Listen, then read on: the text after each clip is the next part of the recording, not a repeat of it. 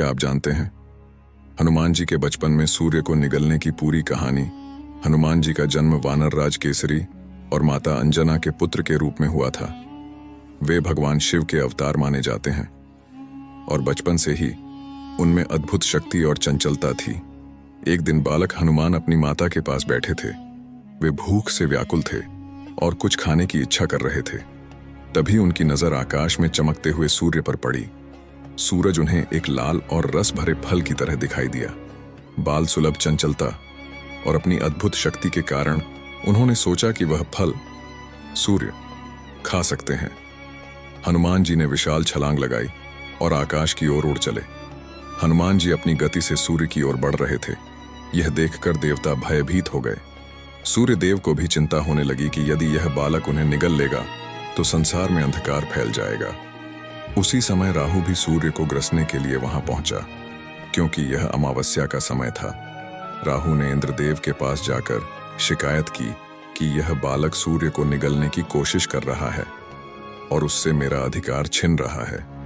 हनुमान जी ने सूर्य के पास पहुंचकर उसे अपने मुंह में समा लिया। उनके इस कृत्य के कारण पूरा संसार अंधकारमय हो गया।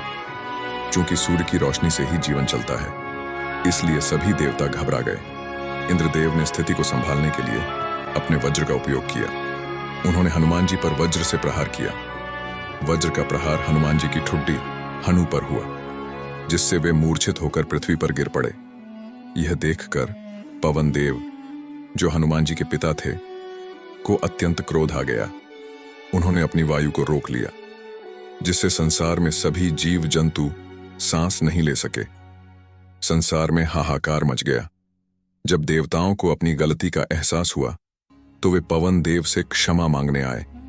उन्होंने हनुमान जी को होश में लाया और उन्हें अद्वितीय शक्तियों से भरपूर वरदान दिए।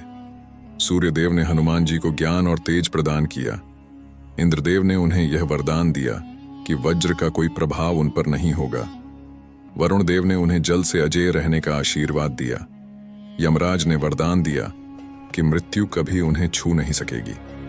ब्रह्मा जी ने उन्हें यह आशीर्वाद दिया कि वे किसी भी प्रकार के अस्त्र शस्त्र से अचूक रहेंगे। हनुमान जी होश में आए और उनकी चंचलता समाप्त हो गई। पवन देव ने संसार में वायु का संचार फिर से शुरू किया। इस घटना के बाद हनुमान जी और भी शक्तिशाली और प्रिय हो गए। हनुमान जी की यह कहानी उनके बाल्यकाल की अद्भुत शक्तियों और देवताओं द्वारा उन्हें प्रदान किए गए आशीर्वाद का प्रतीक है। बोलो जय श्री राम और हमारे चैनल को सब्सक्राइब करें।